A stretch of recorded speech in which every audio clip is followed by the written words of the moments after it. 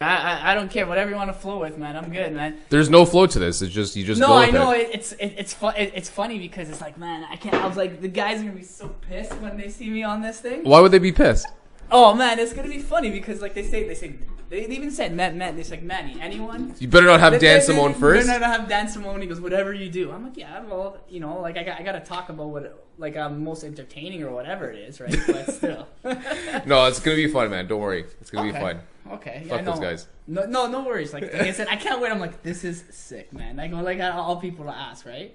Welcome to the Manny Project, man. Oh, thanks, man. There's no official intro to this. It's just raw dog. It's just go for it. All right. The intro I'll do beforehand anyway. Yeah, So like yeah. it's just raw dog. But right. First Rockies guest. All right, man. Obviously got baseball in the background. You saw the Jays game yesterday. Of course. A little bit of shitter. They got pumped, yeah. I think they got, what was it, like 10-1 or something like that? 10-1. Yeah, I gave up after the fifth, man. So I like watching the game in 30s because sometimes I can't do like the full game. Like it's 3 hours at a time. It's just killer. Tell me about when you got two kids, man. You put the game on in the background. It's hard enough, right? I was trying to. I actually caught the Leaf game, right? Like I caught the Leaf game. So was that like 4 o'clock or something? It was at 4 o'clock, but I was actually working and I'm like, it was like 5 something, like 5:15 or something. Oh, I'm like, oh man, the game's on. I completely forgot the game's on. So I ended up just catching the last period. I ended up catching, right? But then I'm like, oh, this is nice. Jays are on back to back. Goes sweet, right? Yeah. But like you said, 3 hours. It's hard enough to even get, like with the two kids, right? It's hard enough just to even get the game in, right? Yeah. So it was good, right?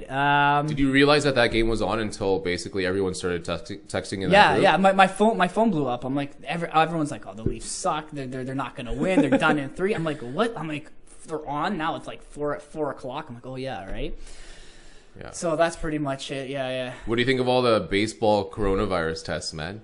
That's fucked up right now. You know what? I don't want to say this, but Manfred, I don't think they did it right. No, I don't think so either. They didn't do it right. To be honest, what they should have done is they should have done, like, my opinion is they should have done hub cities, like for like AL East. You know, everyone goes to New York, or everyone goes to say LA or something like that, right? Yeah. Because you look at the Marlins. How are you gonna make everyone travel? You're gonna make 25 players on a team, expanded rosters 30 plus a staff. So now you're looking at what, 30, 40, 45 people of a team?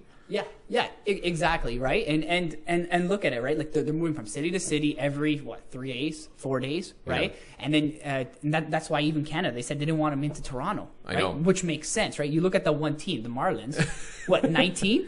That's half a team, man, right? And then the Jays basically didn't get 3 games this weekend, right? So they were on the fence of like, do we even continue with it, right? Yeah. So I think NBA and NHL have it right. Yeah, those two guys have it right so far. Right. And you see what's happening with the Cardinals too? No, I didn't catch that.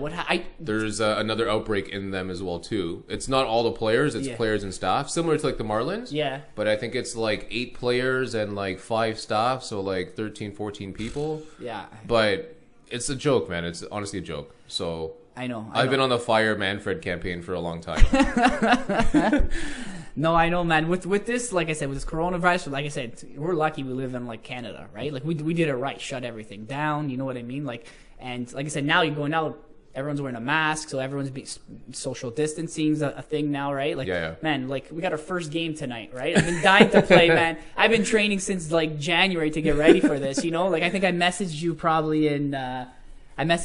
January. I'm like, okay, when are we going to get going? I've gotten the standard, when are we going to start in January or February kind of time of year. Yeah, like I said, for me, it's like I said, it's harder for me just because like my profession, I'm an accountant, right? So for me, I need to, like, we're done, like, not done, but like our busy season's up to April 30th. It's basically when we start. It's when we start. So I have to slowly, gradually getting into it too, right? Like I'm getting older now, right? I'm not that old, right? But I'm getting older now, 2 kids, right? So it's getting tougher, right? So this year was probably the first year I actually trained probably all year. Like I threw all year. I didn't hit all year. I took time off, but I started throwing. I'm not even joking. Probably November, December. Yeah, I think I remember you seeing it at Lifetime. When you were there, right? Yeah. That's what I'm. You know what? I was, like I said, I just want to try. Like every year, I set myself a goal, right? Like sport, like anything. I like sports. Okay, what am I going to do this year? Want to hit better, throw better? Dude, I know what your goal is. You want to hit Chris's 80 or 81 or something? Oh man, but I cleared that. I didn't. Like that's why he doesn't want to take a bet with me, right?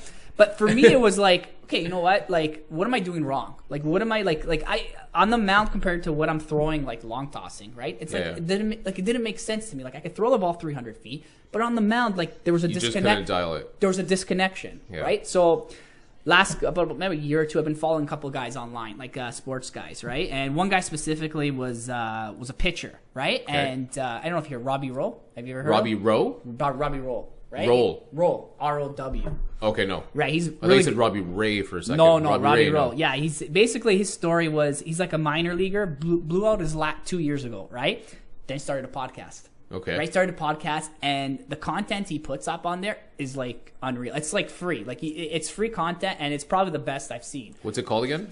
The podcast? The Robbie Rowe Show. Okay. Right? So, long story short, so 2 years. So he basically just started a podcast and started his whole journey from how he was training, how he recovered.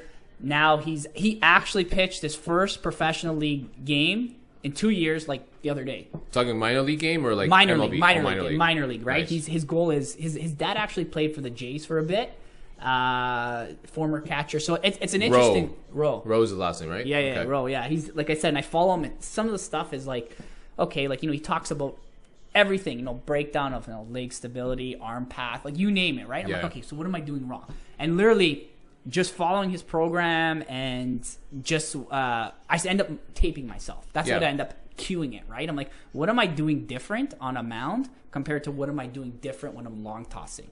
And that's the thing, because when you're long tossing, right? Obviously, it's a little more freedom into the movement because you're taking a slight minor crow hop. You got momentum, right? Yeah. And you're just saying, my goal is to throw 300 feet.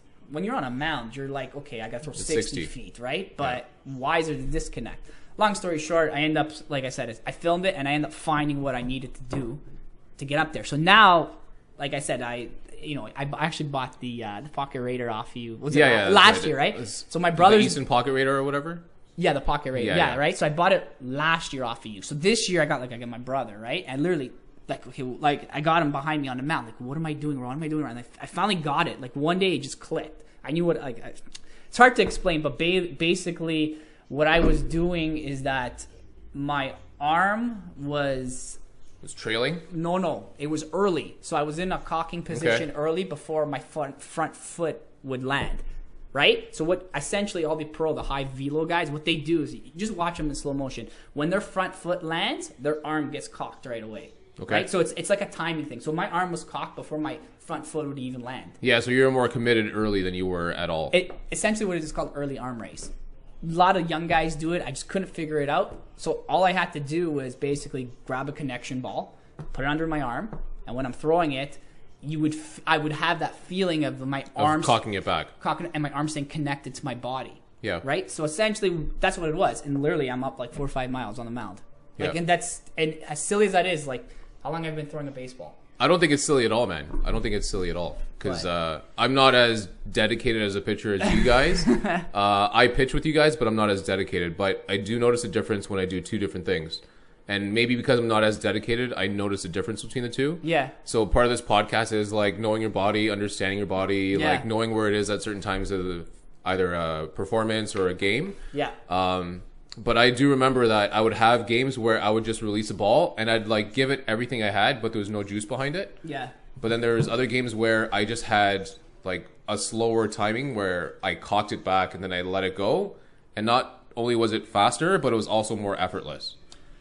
Yeah. See, there's two theories to that. This is the thing is my theory is that I want to build momentum. Well, this is basically build the momentum on the mound where my body's moving quicker, so my arm doesn't have time to go slower. Okay. So I literally just want to whip it around. So literally, it's literally like okay. You're kind of minimalizing the arm movement. Arm path, basically the arm. Yeah. You don't want that long loopy. Yeah, and I remember your loopy arm path. Yeah. Now it's tight, shorten it up, right? And it's silly. It's like how long you been throwing a ball? How long you been swinging a bat? How long you been shooting a puck? Do you ever see Lucas Giolito pitch? Lucas Giolito, yes. From the White Sox? Yes. You notice how short and tight he is? But he changed it. He changed his arm path, and that was one of the big. He actually does a breakdown of. You should follow him. He does a lot of breakdowns of pitchers. Like he did Stroman. He likes because again, Stroman's a small guy. Yeah, he's compact, but he maximizes everything. But how does he do it? Super athletic dude. Right? I think Stroman's super underrated, man. Don't get me wrong. I'm not saying he's a Cy Young pitcher. I'm not saying he's going to be your ace for the team. Yeah. He's with the Mets right now, but I think, again, for his body and for what he gets out of his body, it's unreal. Oh, yeah. The guy's Dude, it's unreal. 5'9". He's what? A buck, maybe $180, $170. Oh, I would say maybe he's not 200. Maybe he is 200, but he's got to be close. He's not 200. He's not 200. But I met him in person. he's not 200. He's probably 200 soaking wet. No, he's like 180. Yeah, 180. Because he's smaller. Remember, he's smaller. He's small, but he's also really lean. He's not like he's built like he's not husky. No. His body type is a little bit smaller. Like I said, how does a guy like that size throwing 90? Well, he's probably 93, 94. Yeah. And then you got a guy that there's interesting how like you see pitchers from year to year like DeGrom. Yeah. DeGrom. The guy's sliders average